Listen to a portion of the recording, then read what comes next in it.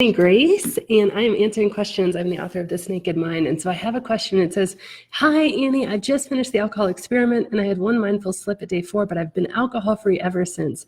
I basically had issues with alcohol since the first sip, and I always thought and had been told directly or indirectly that I'm weak, strange, not drinking the right way. You have taught me that that's not true, that alcohol is dangerous and addictive. And while I can't escape the responsibility for my life so far, I can escape blame. So my question is, why isn't everyone addicted? There's certainly some people who can drink 1 or 2 and stop, or drink a beer a night or 2 and the amount doesn't increase over time. What kind of magical beings are these? I know they exist because I'm married to one.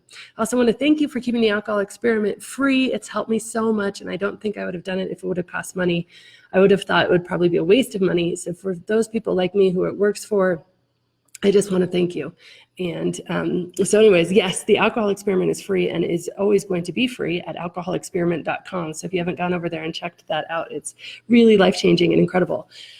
In terms of why, who are these magical beings? Why isn't everyone addicted? So I'm going to share with you a study that I read, and it basically, the study, and actually, I don't think I read this study. I think I was told about this study. And it was where mice were force-fed alcohol.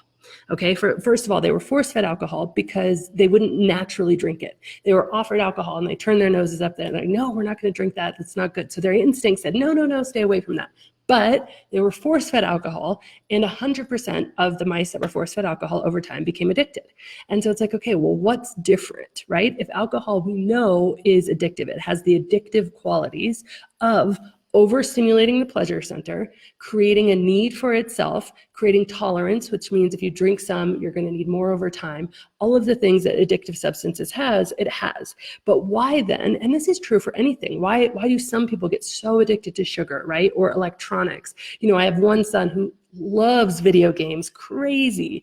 And we really have to moderate with him, like how much time he spends on them, because he would do it all the time. And another son who just doesn't even care about video games. So what is it? Why is that different? When these things are addictive. Alcohol is addictive to beings with flesh and blood and bones. And so I believe that if we were force-fed alcohol, so say we were force-fed a 6-pack of beer a night for a year, however long, who knows, but we would all become addicted to it. We would all develop that tolerance. We would all develop all the things, the chemicals would change inside of us. Our brain changes in response to the alcohol that's coming into our system. All those sorts of things happen. Now, the pace of which that happens, because we're not mice and we have this level of free will where we can say, oh, wow, I drank that and it gave me a hangover. I actually only want to drink one, or I want to moderate this. So we have this level of decisiveness around it, really changes things, and it makes it appear as if there's some people who just like fall directly into the pit and some people who are just these magical beings who never drink. And it's this whole idea of normal drinkers, right? As if it's normal to put something in your body that is very toxic to the body. And if you can't put that toxic thing in your body, then somehow you're broken and something's wrong with you because you can't drink normally, which is what this woman is describing so well. And the interesting thing about this is that there are certainly a lot of things that can prevent somebody from really falling into the pit immediately, right? There are things like financial situations. I have a very good friend, and when she was in college, she said, I didn't have a ton of money. And when we go out to dinner, I knew I could choose drinks or dessert. And I always chose dessert.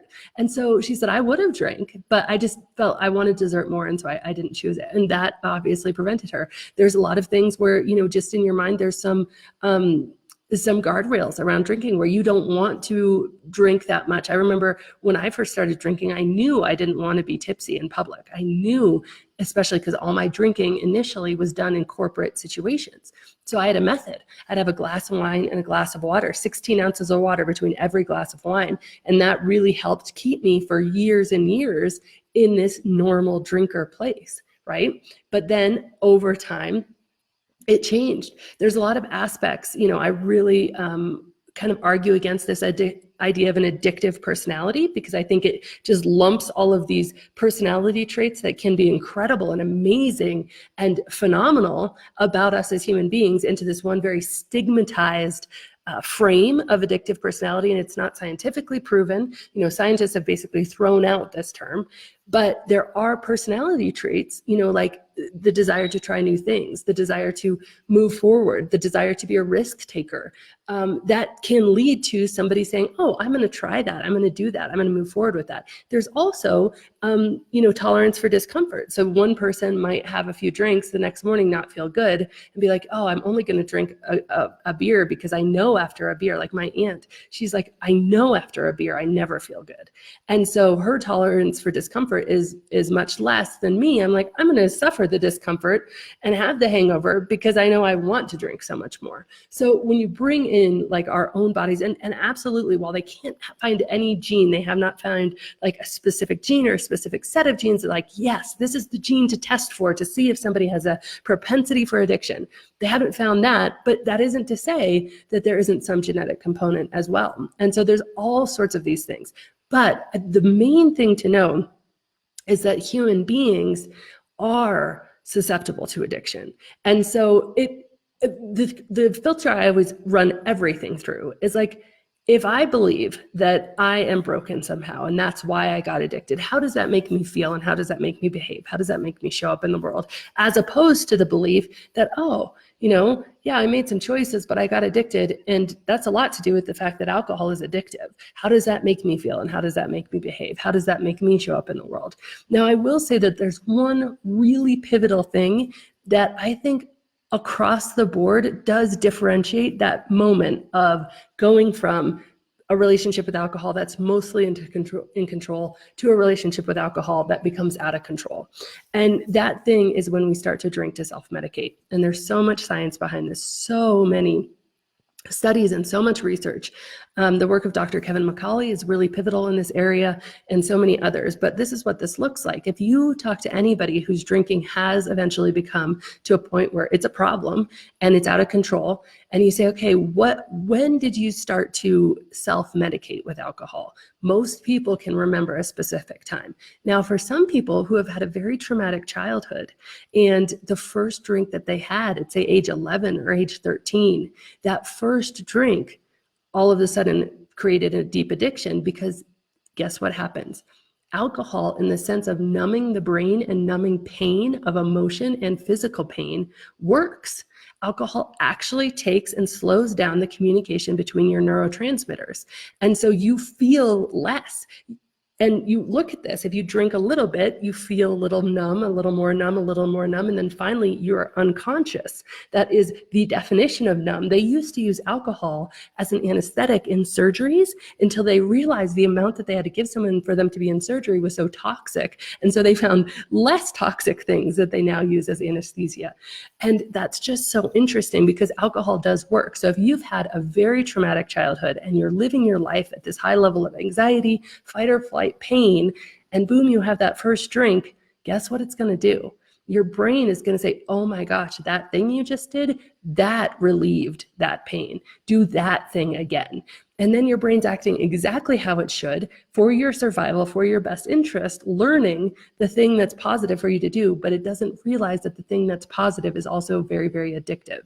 And so nothing is necessarily broken in you. It's just that your brain is doing the best it can with the tools that it has and can't differentiate between something that is relieving that pain in the moment. Now, the thing about alcohol is it doesn't relieve the pain for very long. Yeah, you can drink yourself into oblivion and become unconscious, but then you wake up just a few hours later, right? And so although it works as a numbing agent and it can trick our brain into saying, oh, that works, it is definitely not a long-term thing. It's much like, I always use this analogy of like you have a festering wound, right? And then you take a Band-Aid, alcohol, and you put it over the festering wound. You might not see the wound anymore, but it's in there and it's still festering. And now it's in a moist, warm place where it can grow bacteria and even get worse, right?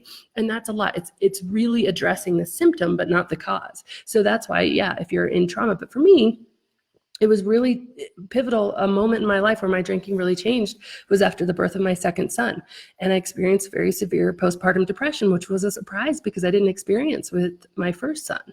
And so for me, that really changed. And I didn't realize it at the time. It's very hard to pinpoint this at the time because it's so subtle. But for most people who end up drinking at, to a point where it becomes a problem for them, you can say, okay, when when did you start to use it to self-medicate? And so I think almost across the board, if I had one thing to tell people who are still in that take it or leave it drinking phase, I would say don't drink for stress.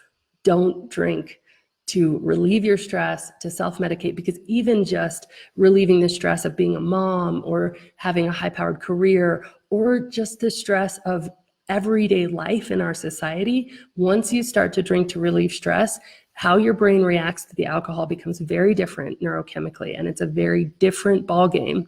And then all of a sudden you can find yourself somewhere you never wanted to be. So anyway, good to see you guys. Have a great, great day, and I hope that helps.